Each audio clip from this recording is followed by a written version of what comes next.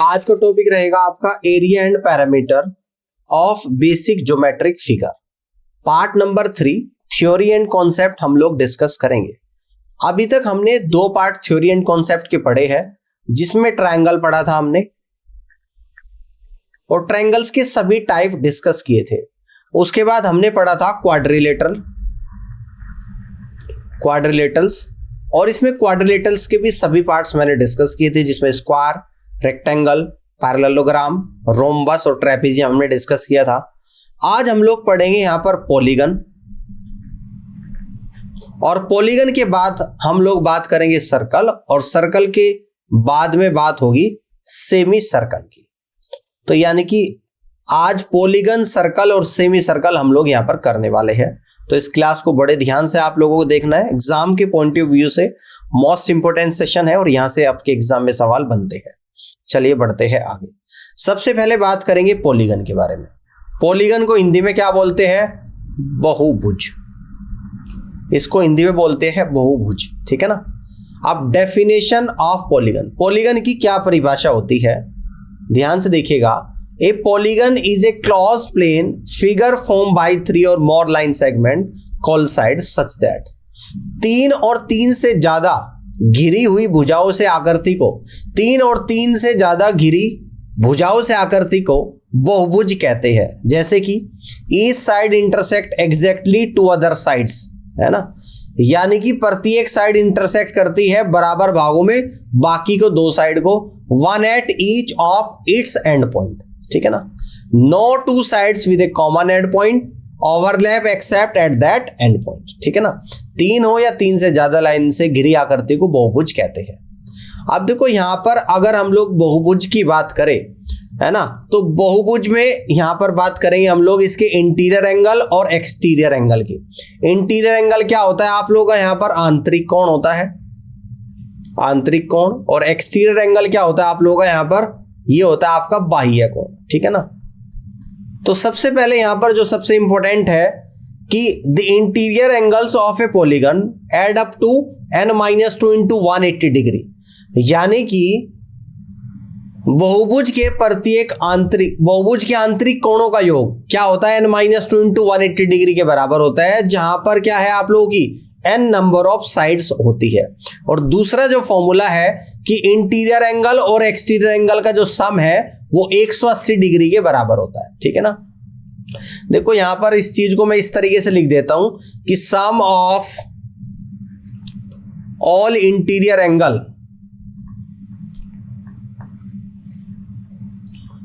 Of a regular polygon equal to n-2 into 180 degree के बराबर होता है। रेगुलर का मतलब क्या है मैं अभी आप लोगों को बता दूंगा कि सम बहुभुज के सभी आंतरिक कोणों का योग n-2 इंटू 180 डिग्री के बराबर होता है। और इसके बाद यहां पर आएगा sum of interior angle and exterior angle, तो ये होता है आप लोगों का 180 डिग्री के बराबर, ठीक है ना। यानी कि आंतरिक कोण और बाह्य कोण का योग 180 डिग्री के बराबर होता है। अब अगला यहां पर देखते हैं रेगुलर पॉलीगन क्या होता है और इरेगुलर पॉलीगन क्या होता है। रेगुलर यानी कि समबाहुभुज, रेगुलर पॉलीगन क्या होगा आपका, समबाहुभुज, और इरेगुलर पॉलीगन क्या हो जाएगा आप लोगों का, विषम बहुभुज, ठीक है ना। अब आपके सिलेबस में केवल रेगुलर पॉलीगन की ही बात हो रही है, केवल हम लोग यहाँ पर रेगुलर पॉलीगन के बारे में डिस्कस करेंगे, बट मैं आपको डेफिनेशन के तौर पे बता देता हूँ कि दोनों में डिफरेंस क्या है। A polygon is regular if all its side are of equal length and all its angle are of equal measure, यानी कि जिस बहुभुज की सभी भुजाएं आपस में बराबर होती है और सभी कोण आपस में बराबर होते हैं, तो वह आपका रेगुलर पॉलीगन समबाहुभुज कहलाता है। If the sides or angles are not equal, the polygon is irregular, यानी कि जिस बहुभुज की भुजाएं और कोण आपस में बराबर नहीं होते तो वह विषम बहुभुज कहलाता है, ठीक है ना। तो यहां पर अगर कहीं पे ये लिखा होगा कि पॉलीगन, तो आपको बाय डिफॉल्ट ये एज्यूम कर लेना है कि रेगुलर पॉलीगन की बात हो रही है, क्योंकि सिलेबस में केवल रेगुलर पॉलीगन ही है, ठीक है। अब थर्ड पॉइंट देख लेते हैं। The diagonal is a line segment that joins 2 non consecutive vertex of a polygon. यहां पर डायगोनल के बारे में बात कर रहा है और ये बोल रहा है कि number of diagonal in a polygon with n side is given by, number of diagonals क्या होता है, n into n-3 divided by 2 के बराबर होता है, जहां पर n नंबर ऑफ साइड्स है। ठीक है, चलिए पॉलीगन पे कुछ प्रॉब्लम्स है, उनको हम लोग यहां पर डिस्कस कर लेते हैं। जैसे कि प्रॉब्लम फर्स्ट है कि each interior angle of a regular polygon is 108 degree, find the number of sides of the polygon. सम बहुभुज के प्रत्येक आंतरिक कोण की माप 108 डिग्री दे रखी है, तो आपको सम बहुभुज के भुजाओं की संख्या बतानी है कि क्या होगी। चलिए देखते हैं किस तरीके से करेंगे। आपको यह पता है कि sum of all interior angle of a regular polygon, of a regular polygon, ये आप लोगों को पता है कितना होता है, n-2 इंटू 180 डिग्री के बराबर होता है। अगर मैं बात करूं कि each interior angle of a regular polygon, तो ये क्या होता है आप लोगों का n-2 इंटू 180 डिग्री और डिवाइडेड बाई n के बराबर होता है। और each interior angle of a polygon आप लोगों को यहां पर गिवन है कितना, 108 डिग्री, तो इसकी माप रख देंगे 108 degree equal to n-2 into 180 degree और डिवाइडेड बाई n। ठीक है ना। अब देखो ध्यान से आप लोग समझिएगा, अगर 18 से कट करूं, 18 छिका 108, 18 धाम 180, 2 से कट करो 3 बार और 2 से कट करूं 5 बार, क्रॉस मल्टीप्लाई n की करूंगा 3 में तो 3n इक्वल टू 5 की करूंगा n-2 में, यानी कि 5n माइनस का 10, तो n को ले जाऊंगा इस तरफ और 10 को ले जाऊंगा इस तरफ, यानी कि 10 degree equal to 5n minus 3n आ जाएगा। तो इसलिए कह दूंगा 2n इक्वल टू 10 डिग्री, यानी n बराबर 5 आपका निकल कर आएगा। तो नंबर ऑफ साइड्स आपकी जो यहां पर निकल कर आएगी वो 5 निकल कर आएगी। तो नंबर ऑफ साइड्स कितनी हो जाएगी आप लोगों की, 5 हो जाएगी। This will be the correct answer of this question. Clear हो गई बात, इस तरीके से कर सकते हैं। अब अगला क्वेश्चन देख लेते हैं यहां पर कि पॉलीगन पे अगला किस तरह क्वेश्चन आपसे पूछा जाएगा। कह रहा है कि the ratio of exterior angle two interior angle of a regular polygon is 1:4, find the number of sides of the polygon. आपको यहां पर बाह्य कोण और आंतरिक कोण का रेशियो दे दिया 1:4। ठीक है ना।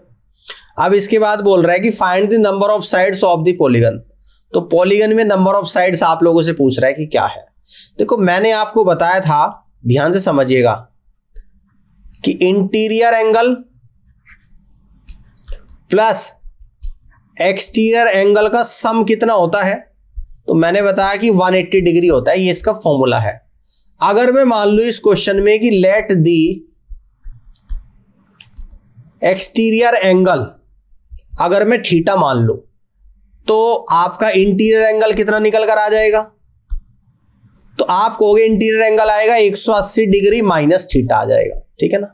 क्वेश्चन में क्या दे रखा, एक्सटीरियर एंगल और इंटीरियर एंगल का रेशियो 1:4, यानी क्वेश्चन में दे रखा एक्सटीरियर एंगल और डिवाइडेड बाय इंटीरियर एंगल का रेशियो दे रखा 1:4। एक्सटीरियर एंगल निकला थीटा, इंटीरियर एंगल निकला आप लोगों का 180 माइनस थीटा और इक्वल टू 1/4।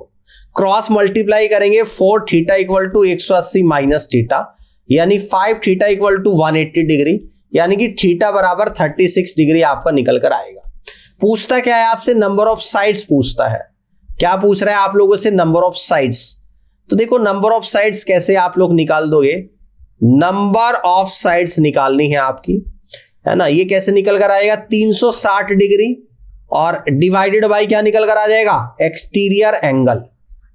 अब देखो ये फॉर्मूला है भाई, ये भी याद रखना पड़ेगा। तो 360 डिग्री, एक्सटीरियर एंगल क्या था आपका थीटा, और थीटा निकला है कितना 36, 360 degree divide by 36 degree equal to 10।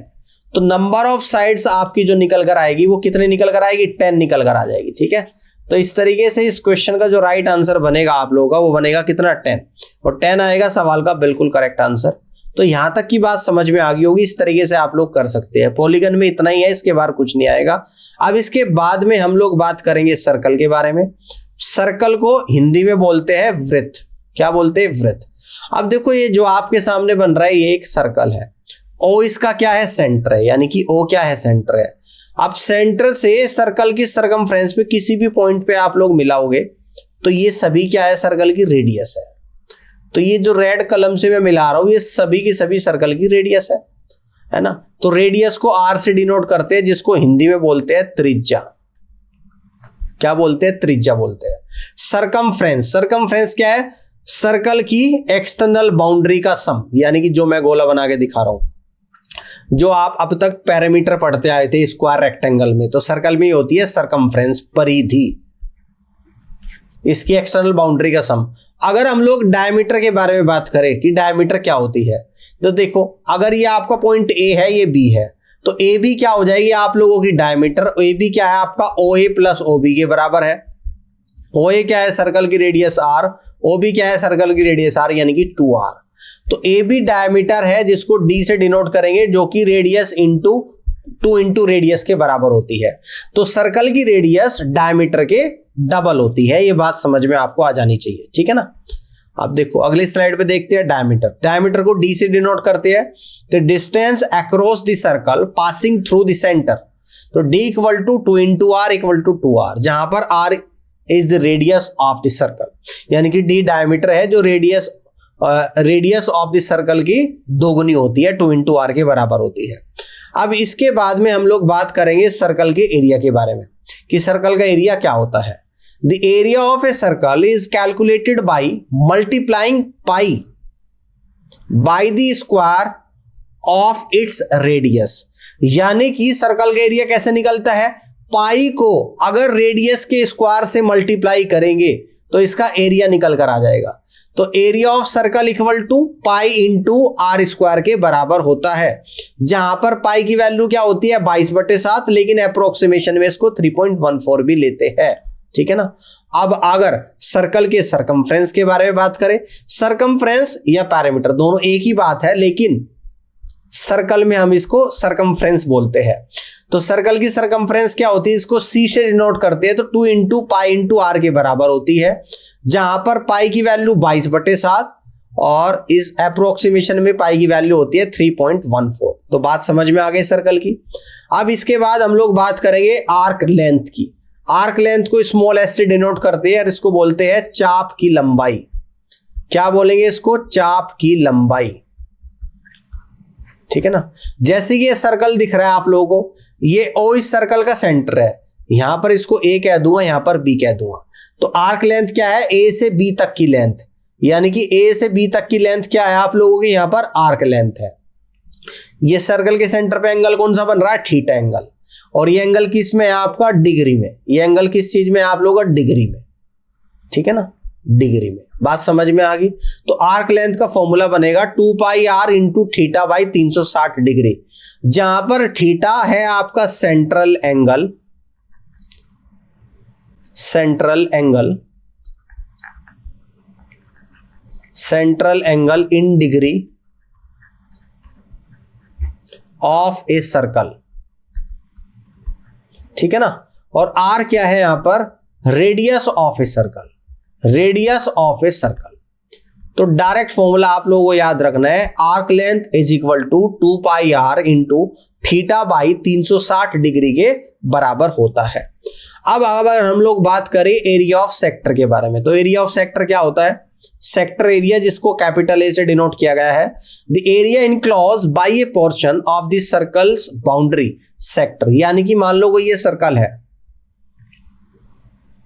ये सर्कल का सेंटर O है, तो यहां पर एक सेक्टर बना दिया गया इस तरीके से OAB। तो OAB क्या है? सर्कल का एक सेक्टर है। तो इस सेक्टर का एरिया अगर मैं कहूं OAB का एरिया, तो OAB का एरिया, ये इसे कह देंगे हम लोग area of sector, area of sector OAB, ठीक है ना। और ये क्या होता है आप लोगों का? अगर इसमें सेंट्रल एंगल आप लोगों को थीटा दे रखा, ठीक है ना, और किस में दे रखा? डिग्री में, तो ये होता है pi R square divided by 360 degree और इंटू थीटा, ठीक है ना, इंटू थीटा के बराबर होता है area of sector. Area of sector ये क्या होता है? Area of sector pi R square divided by 360 degree into theta के बराबर होता है, जहां पर थीटा क्या है? सेंट्रल एंगल इन डिग्री, ठीक है ना, और आर क्या है, रेडियस है, आर क्या है, रेडियस है। अगर सेंट्रल एंगल थीटा डिग्री में दे रखा तो फॉर्मूला लगेगा सेक्टर का कि pi R square divided by 360 into theta के बराबर होगा। अगर सेंट्रल एंगल आपको रेडियन, देखो डिग्री वाला फॉर्मूला आपका ये है, इस तरीके से देख सकते हैं। अगर थीटा आपको रेडियंस में दे रखा तो फॉर्मूला क्या हो जाएगा, एरिया इक्वल टू कितना हो जाएगा, एरिया इक्वल टू क्या हो जाएगा, theta by 2 into r square. ये इस बात को कह देंगे 1/2 आर स्क्वायर इंटू थीटा, ये एक ही बात है, 1/2 आर स्क्वायर इंटू थीटा। जहां पर थीटा क्या है आपका, रेडियंस में है, जहां पर थीटा क्या है आप लोगों का, रेडियंस में है, और आर क्या है, सर्कल की रेडियस है। तो ये बात समझ में आ गई कि जब आपको थीटा डिग्री में देंगे तो एरिया ऑफ सेक्टर का फॉर्मूला लगेगा pi R square divide by 360 into theta. जब आपको थीटा रेडियंस में देंगे तब एरिया ऑफ सेक्टर का फॉर्मूला होगा 1/2 R square into theta. Clear, आगे बढ़ते। अब हम लोग बात करेंगे सेमी सर्कल के बारे में। सेमी सर्कल क्या होता है, अर्धवृत्त, अर्धवृत्त यानी कि वृत्त का आधा भाग सेमी सर्कल होता है जो आप लोगों के सामने। तो अगर ये सर्कल का सेंटर है तो ये इसकी क्या है, रेडियस है। अगर ये ए है, ये बी है, तो ओ ए और ओ बी दोनों इसकी क्या है, रेडियस है, दोनों ही क्या है, अर्धवृत्त की रेडियस है। अगर अर्धवृत्त के एरिया के बारे में बात करें तो एरिया क्या हो जाएगा, जो सर्कल का एरिया है पाई आर स्क्वायर उसका आधा कर दो तो अर्धवृत्त का एरिया निकल कर आएगा पाई आर स्क्वायर बाई 2, जहां पर पाई की वैल्यू 3.141 है, आर आपकी क्या है, रेडियस है। अगर इसके सरकमफ्रेंस के बारे में बात करें, सरकमफ्रेंस यानी परिधि के बारे में बात करें तो इसकी परिधि क्या हो जाएगी, देखो यानी कि सर्कल की परिधि कितनी होती है टोटल, 2 पाई आर। तो 2 पाई आर बाई 2 उसकी आधी सर्कल की परिधि की, लेकिन इसमें एक्स्ट्रा जो है आपकी परिधि में ये और जुड़ जाएगा, लेंथ ऑफ ए बी। तो ए बी की लेंथ कितनी है, ए बी क्या है आपकी, डायमीटर यानी कि 2r। तो यानी कि आपकी पाई आर प्लस 2r निकल कर आ जाएगी सरकमफ्रेंस ऑफ सेमी सर्कल। ये बात ध्यान से देख लेना, है ना, ये बहुत काम की चीज है। सरकमफ्रेंस ऑफ सर्कल होती है पाई आर प्लस 2r। कई बार क्या कर लेते हो कि आप लोग अगर सरकमफ्रेंस ऑफ सर्कल आपको पता है 2 पाई आर, आप कहोगे circumference of semi circle 2 pi r का आधा होगी, तो आप कह दोगे सीधा पाई आर। नहीं, ये हो जाएगी पाई आर प्लस 2r, क्योंकि इसमें ये भी इसकी परिधि है, ए बी भी इसकी परिधि है यहाँ पे, ठीक है ना। चलिए, तो इस तरीके से आप लोग यहाँ पर कर सकते हो। उम्मीद करता हूँ कि आज के सारे कॉन्सेप्ट आप लोगों को समझ में आए होंगे और यहाँ से क्वेश्चंस आपके एग्जाम में बनते हैं। आने वाले एक्सरसाइज में क्वेश्चंस भी मैं आप लोगों को कराऊंगा। और इस पूरी क्लास को देखने के लिए आप सभी का बहुत बहुत धन्यवाद।